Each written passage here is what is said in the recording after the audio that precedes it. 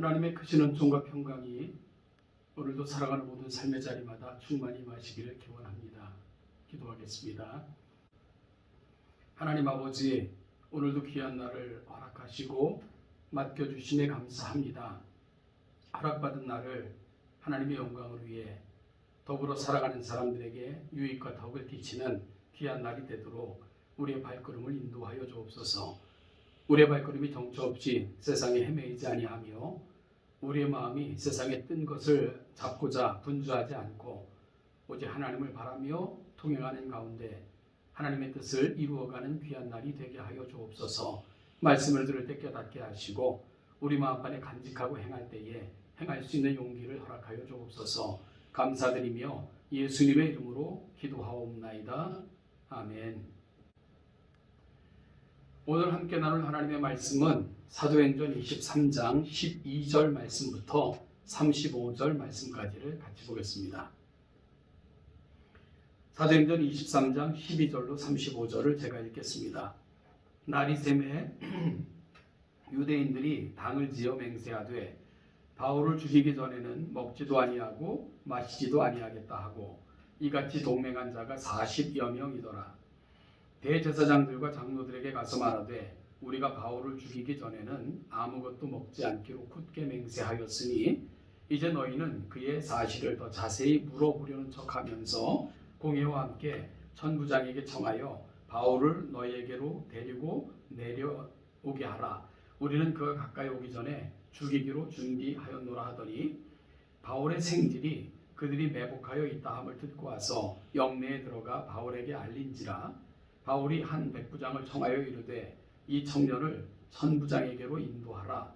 그에게 무슨 할 말이 있다 하니 천부장에게로 데리고 가서 이르되 죄수 바울이 나를 불러 이 청년이 당신께 할 말이 있다 하여 데리고 가기를 청하더이다 하매 천부장이 그의 손을 잡고 물러가서 조용히 묻되 내게 할 말이 무엇이냐. 대답하되 유대인들이 공모하기를 그들이 바울에 대하여 더 자세한 것을 묻기 위함이라 하고 내일 그를 데리고 공회로 내려오기를 당신께 청하자 하였으니 당신은 그들의 청함을 따르지 마옵소서.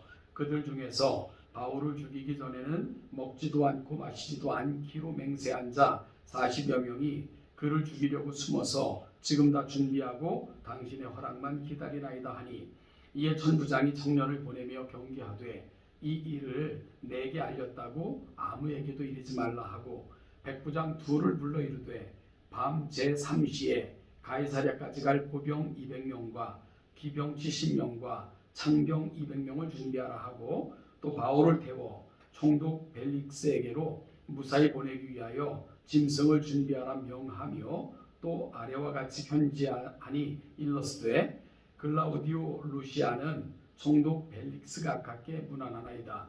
이 사람이 유대인들에게 잡혀 죽게 된 것을 내가 로마 사람인 줄 들어 알고 군대를 거느리고 가서 구원하여다가 유대인들이 무슨 일로 그를 고발하는지 알고자 하여 그들의 공회로 데리고 내려갔더니 고발하는 것이 그들의 율법 문제에 관한 것뿐이요 한 가지도 죽이거나 결박할 사유가 없음을 발견하였나이다. 그러나 이 사람을 해하려는 관계가 있다고 누가 내게 알려주기로 곧 당신께로 보내며 또 고발하는 사람들도 당신 앞에서 그에 대하여 말하라 하였나이다 하였더라. 보병이 명을 받은 대로 밤에 바울을 데리고 안디바드리에 이르러 이튿날 기병으로 바울을 호송하게 하고 영내로 돌아가니라.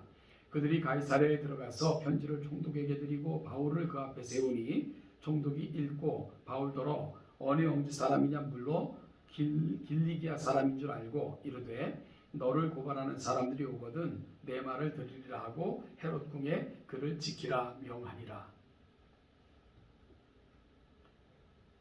인간의 끝은 하나님의 시작이라는 말이 있습니다. 사도행전은 계속해서 역동적인 사건들로 이루어져 있습니다. 베드로가 그랬고 바울이 그랬고 또한 정말 사방에 우겨싸움을 당하는 많은 사람들의 이야기이지만 그럼에도 불구하고 우겨싸움을 당하지 않는 그들의 승리로 끝나는 많은 사건들을 소개하고 있습니다. 여러분 내 인생길에서도 어떻게 이런 역동적인 승리의 삶을 경험할 수 있을까? 그 답은 바로 하나님의 개입입니다. 하나님이 개입하시면 완전히 다른 반전 드라마가 전개될 수 있기 때문입니다. 오늘 본문은 바로 그 하나님의 개입이 얼마나 놀랍고 귀한 것인가를 알게 해줍니다. 어제 우리는 천부장의 군대에 의해 유대인들로부터 구출되어 영내에 머물게 된 사도 바울에 대해 살펴보았습니다. 그리고 영내에 머물고 있던 사도 바울에게 그 밤에 하나님께서는 친히 찾아가셔서 이렇게 말씀하셨습니다. 담대하라. 내가 예루살렘에서 나의 일을 증거한 것 같이 로마에서도 증거하여야 하리라. 하나님께서는 유대인들의 손으로부터 가장 안전한 로마의 영내에 바울을 두셨을 뿐만 아니라 친히 함께 하심으로 하나님의 도우심을 확증해 주셨습니다. 참 귀한 하나님의 도우심과 위로가 아닐 수 없습니다. 우리가 살아가는 삶의 자리가 참 울퉁불퉁하고 곳곳에 장애가 도사리고 있습니다. 그럼에도 불구하고 늘 곁에 서셔서 사도 바울을 위로하셨을 뿐만 아니라 하나님의 위로와 도움은 늘 사도 바울 곁에 있었던 것처럼 오늘 우리 곁에도 늘 그런 하나님께서 함께 하시며 지키시고 돌보신다는 것을 담대히 믿으면서 오늘 우리에게 주어진 삶을 확신 있게 살아가시는 귀한 주의 백성들 되시기를 소원합니다. 그리할 때 우리는 우리 삶의 자리에 찾아오셔서 사방으로 우겨쌈을 당하는 것 같은 안타까운 상황에서도 결국은 반전 드라마로 우리 인생을 완성하실 하나님을 만나실 수 있을 것입니다. 여러분, 그런데 문제는 더욱더 복잡한 방향으로 흘러갑니다. 바로 오늘 보면 12절 13절의 상황이 그것을 잘 대변해 주고 있습니다. 날이 새매 유대인들이 당을 지어 맹세하되 바울을 죽이기 전에는 먹지도 아니하고 마시지도 아니하겠다 하고 이같이 동맹한 자가 40여 명이더라. 유대인들이 살인 특공대를 조직한 것입니다. 그리고는 은밀한 계획을 세웠습니다. 그들은 대제사장들과 장로들에게 찾아가서 천부장에게 요청하여 바울을 더 조사할 것이 있으니 바울을 연행해 와 달라라고 부탁하라고 요청을 했습니다. 그때 자신들은 매복해 있다가 예루살렘에 이르기 전에 죽이겠다라는 계획을 발표합니다. 바울은 절대절명의 위기에 내몰릴 수밖에 없었던 거죠. 그런데요, 도움은 참 묘하게 임합니다. 바로 그 음모를 듣고 알려준 사람이 있었습니다. 바울의 생질이 그 주인공입니다. 바울의 생질이 우연히 유대인들이 매복하고 있다함을 듣고 영문 안에 갇혀 있는 바울에게 이를 알려줍니다. 그래서 바울이 백부장을 청하여 이 청년을 천부장에게 인도해 달라라고 부탁을 했고요. 그래서 백부장은 천부장에게 이 바울의 생질인 이 청년을 인도하게 됩니다. 여러분, 이 청년은 천부장에게 그가 들은 것에 대해서 자세히 설명을 했습니다. 바울의 생질이 이 정보를 어떻게 입수했는지 정확하게는 알 수 없지만 그러나 이것이 결코 우연이라고 이야기할 수 있을까요? 여러분, 그렇다고 말할 수 없을 것입니다. 왜냐하면 하나님의 섭리 가운데는 우연이란 없기 때문입니다. 우리가 보기에만 우연인 것처럼 보이지요. 하나님의 계획 안에서 일어나는 모든 것들은 하나님의 필연입니다. 심지어 생판 모르는 바울의 생질의 말을 듣고 신속하게 움직이고 있는 천부장의 모습을 보면 이 모든 것들은 하나님의 개입으로 밖에는 달리 설명할 방도가 없습니다. 바울의 생질이 듣고 바울에게 말해주고 천부장에게 고한 것은 얼마든지 있을 수 있는 일 아니겠습니까? 그런데 천부장은 예수도 안 믿는 사람이었습니다. 그리고 종교적인 문제니까 너희끼리 알아서 하라고 바울을 유대인의 손에 넘겨주었으면 그뿐입니다. 그는 이전에도 얘기했던 것처럼 이건 너희들의 종교에 관한 법 아니냐라고 그는 판단했던 적도 있었기 때문입니다. 그런데 22절 이하에 보시면 청년에게 경계하되 이 일을 아무에게 드리지 말라 하고는 은밀하게 청년을 돌려보냅니다. 그리고는 구체적으로 계획을 세우기를 바울을 당시 로마 총독이 있는 가이사랴로 보내기 위하여 밤 제3시 즉 9시경 밤 9시입니다. 보병 200명과 마병 70명과 창군 200명을 준비하라고 명령을 하고요. 그리고 또한 그 은밀한 밤에 사도 바울을 벨릭스 즉 총독이 있는 관저로 그렇게 옮기려는 계획을 은밀히 세우게 됩니다. 여러분, 영내에 잡혀 있는 한 사람, 그를 위해서 무려 470명의 그가 다스리고 있는 거느리고 있는 군대 반을 사도 바울을 위해서 할애하고 있는 것입니다. 그뿐만이 아닙니다. 전보장은 벨릭스에게 친필로 편지를 써보내게 되는데요. 그 편지 내용이 뭔지 압니까? 아무리 살펴봐도 바울에게는 죄가 없다는 거죠.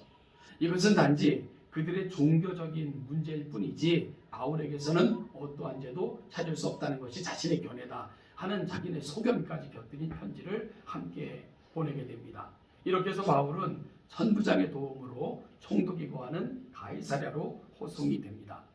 결국 바울은 가장 안전한 방법으로 위기에서 구출함을 받게 된 거죠. 하나님께서는 이렇게 영내에 머물던 바울에게 하셨던 로마에서도 복음을 증거하게 하겠다 하는 그 약속을 구체적으로 이루어가고 계셨던 것입니다.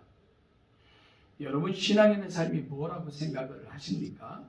하나님은 늘 우리와 함께 계심을 믿는 삶입니다. 하나님께서는 우리의 생각보다 계획보다 더 놀라운 방법으로 우리를 감동시키는 분이신 것을 확신하는 것, 어찌 보면 그것이 신앙인의 삶의 자리입니다. 따라서 하나님이 주신 비전을 붙들고 하나님께서 원하시는 사명자의 삶을 담대히 살아갈 때 하나님은 우리 생각보다도 계획보다도 훨씬 더 놀랍게 우리 곁에 서셔서 일하실 것입니다. 다윗은 그 젊은 시절 파란만장한 삶을 살았고요. 그리고 또한 하나님 앞에 서는 그날까지 끊임없이 많은 문제들이 그의 인생에 찾아오곤 했습니다. 때로는 사망의 음침한 골짜기를 지날 때도 있었고요. 원수의 목전에 서기도 했고요. 심각한 위험에 노출되기도 했습니다. 그럴 때 다윗에게 위로가 무엇이었죠? 여호와가 나의 목자시니, 그것이었습니다. 마치 목자가 막대기와 또한 나무로 지팡이로 양떼를 지키는 것처럼 하나님이 자신의 목자가 되어주셔서 인도하셨고 지키셔서 여기까지 보호하시고 이르게 하셨습니다. 그것이 바로 인생을 돌아보던 다윗의 감동이고 감격이었습니다. 그래서 그는 고백하기를 내가 영원히 하나님과 동행하며 그분의 집에 거하겠습니다 라는 고백으로 그의 인생을 정리하는 듯한 시편을 완성하고 있는 거죠. 사랑하는 여러분, 바울을 보호하시고 지키시고 인도하시되 인생이 꿈꿀 수 없던 방법으로 인도하셨던 하나님, 그리고 결국은 로마도 보리라 했던 그의 소원을 너무나도 감동적으로 이루어 주셨던 하나님, 그 하나님이 오늘 저와 여러분들의 영원한 하나님이시기도 합니다. 이 사실을 마음에 담고 믿으면서 오늘도 담대하게 우리에게 맡겨주신 삶을 살아내시는 우리 동천의 모든 성도들 되시기를 주님의 이름으로 축복합니다. 오늘도 하나님의 은혜와 평강이 여러분이 살아가는 모든 삶의 자리마다 충만히 임하시기를 기도합니다.